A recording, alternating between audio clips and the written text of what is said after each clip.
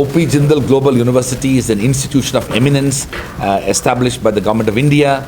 We are located in Sonipat, Haryana. The reason we are here in Chennai is to promote the idea of building world-class universities in India and how the national education policy will have a profound impact on the future.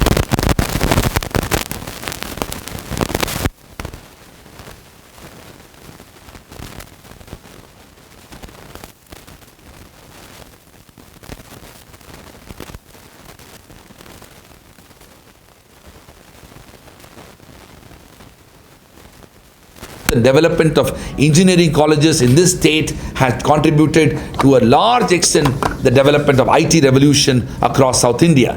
The next big evolution that has to happen in the state of Tamil Nadu is to focus on building world-class universities. I don't see any reason why, if students and graduates of Indian universities can achieve the highest level of excellence after having gone to United States and other parts of the world, why can't we create such institutions in India? Why can't we have world-class universities in India? For a long time, this was a challenge that enabled many institutions to aspire, but only few could actually achieve. Today, the national education policy has provided a comprehensive institutional framework that can help Indian institutions to achieve that excellence. What we intend to do is to create a framework of how we can actually achieve this. The policy document that we have released today, which is about a 10-point growth and reform plan for Indian universities, where we have articulated and identified what are the 10 important things that we need to do so that we can not only build world-class universities in India, but also enable, empower, facilitate, and actually imagine a world-class education within existing Indian higher education institutions. The demographic dividend that we are all proud of, which is 850 million people who are less than 35 years of age, this demographic dividend may end up becoming a demographic disaster if you don't focus on quality, because a large number of educated youth who are unemployed and unemployable could become a nightmare for any democracy. We need to be vigilant about the implications of unemployment, and particularly educated unemployment, and that's why we need to focus on quality and excellence. We also need to recognize that the future of Indian society and global society will depend upon how we are able to harness new ideas in the fields of science and technology, in medicine, in liberal arts, in humanities, in social sciences, in law, in business management.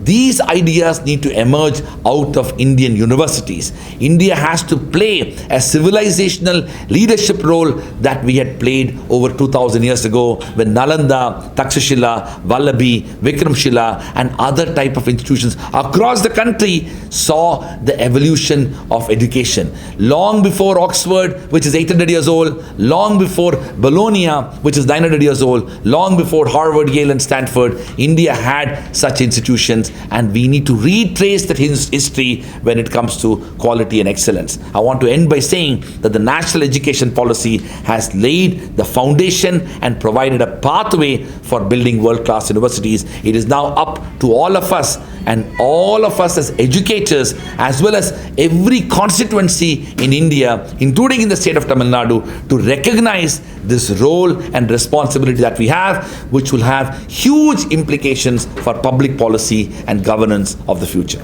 Thank you very much. Which is Indian Education Dialogues, and I'm very, very grateful to all of you for gracing this occasion with your presence, and we look forward to interacting with you. Now, to set a little bit of context about the Indian Education Dialogues and the conversation that we want to have with you. As you all may be aware, the landscape of Indian education is fast changing. The way we looked at education perhaps a decade earlier is not the same way that we're looking at education today. And something that has contributed in the very, very recently to this reimagining of Indian education is the National Education Policy 2020. The National Education Policy 2020 marks a very watershed moment in the context of the education landscape in India, where it wants to reimagine Indian education, through inclusion and equality, equity, and excellence in education. Now, how do we look at Indian higher education institutions in the context of this vision that NEP proposes, and what kind of role that institutions such as ours, Untitled Global University, which has been recognized by Government of India as an institution of eminence, can play and has been playing and has the potential to play in this reimagination. Now, if you look at national education policy, we've had 3 national education policies till date, right? We had one in 1968, we had the second policy in 1986, and nearly 34 years after the second policy, we are now looking at the third one, which came in 2020. And it marks a sort of massive departure from the way the earlier education policies have imagined education. In the context of higher education, the National Education Policy proposes sweeping changes. It talks about opening up higher education to foreign universities. It talks about regulatory changes. It talks about introducing 4-year multidisciplinary undergraduate program. It talks about a flexible entry-exit options for undergrad students. It talks about an academic bank of credit, right, where their pool of credit will be recorded.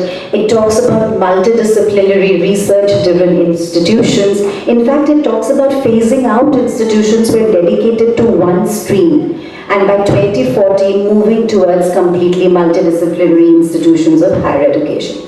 It also proposes very significant changes at the school education level.